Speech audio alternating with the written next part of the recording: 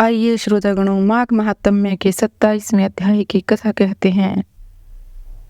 पूर्व जन्म के पापों की चर्चा करने के बाद उस प्रेत ने पूर्व जन्म के अच्छे कर्मों से बनने वाले प्रारब्ध की चर्चा करते हुए कहा, कभी कभी कुरूप कायाधारी नीच कुल में उत्पन्न हुए मंद बुद्धि मूर्ख कुटिल तथा समस्त श्रेष्ठ जनों एवं धर्मात्माओं की निंदा करने वाले और उदारता वीरता शूरता तथा समस्त सद्गुणों से रहित मनुष्य भी अपने पूर्व कर्मों से राज्य सुख को प्राप्त करते हैं। वास्तव में उनकी इस आश्चर्यजनक सुखद उपलब्धि का एकमात्र कारण उनका प्रारब्ध ही होता है, जो उनके पूर्व जन्मों के सत्कर्मों से निर्मित होता है। प्रेत करुण वाणी में रोते हुए उस धार्मिक व्यक्ति से आगे कहा, हे महात्मन, कुछ मनुष्यों का प्रारब्ध इतना प्रबल होता है कि कायर निर्बल बुद्धिहीन अविवेकी नीति तथा धर्म कर्म को न जानने वाले नपुंसक अंगहीन तथा पापाचारी होते हुए भी राजा बन जाते हैं। उन मूर्खों और पापियों के इस प्रकार के चमत्कारी सुखद जीवन का एकमात्र कारण उनका पूर्व जन्मों के सत्कर्मों से निमित्त प्रारब्ध ही होता है।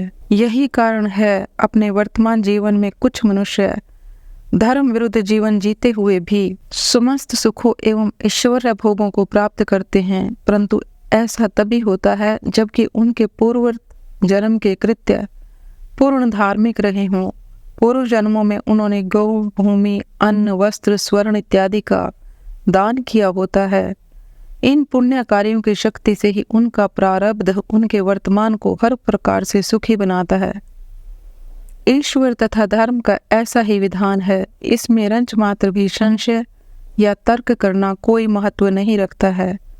वसु के प्रेत ने अपने कई जन्मों के जीवन से अर्जित ज्ञान के बल पर कहा, जिस प्रकार सत्कर्मों से सुंदर एवं सुखद प्रारब्ध का निर्माण होता है, उसी प्रकार जिन मनुष्यों ने कभी भी अपने पूर्व जन्म में किसी प्रकार के सत्कर्म नहीं किए हैं तथा मनसा वाचा कर्मणा समस्त प्रकार के पाप कर्मों में लिप्त रहे हैं, वह अपने अगले जन्म बिगाड़ कर मेरी तरह दुख पाते हैं। मेरे समान उन्होंने परलोक भय त्याग कर केवल पाप ही पाप किए हैं।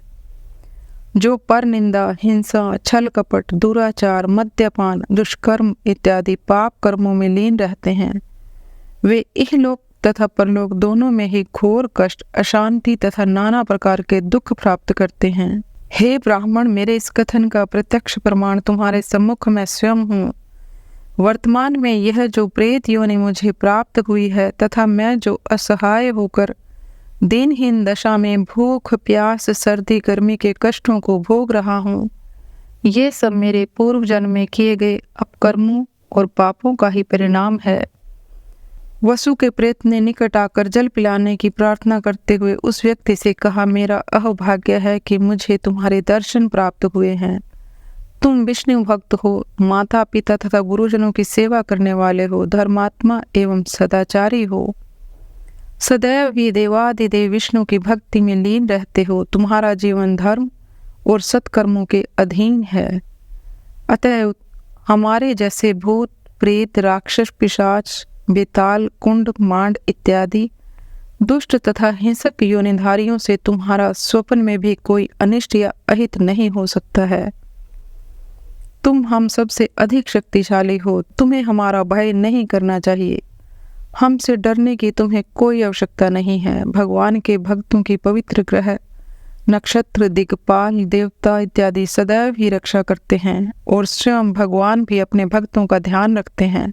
भगवत भक्त का यक्ष किन्नर असुर गंधर्व या दुष्ट ग्रह भी अहित नहीं कर पाते हैं। हे धर्मात्मा ब्राह्मण, भगवान की भक्ति के कारण तुम्हें जो सहज अभय प्राप्त है, अतः तुम मुझको पास में आकर अपने हाथों से संगम का पवित्र जल पिला दीजिए।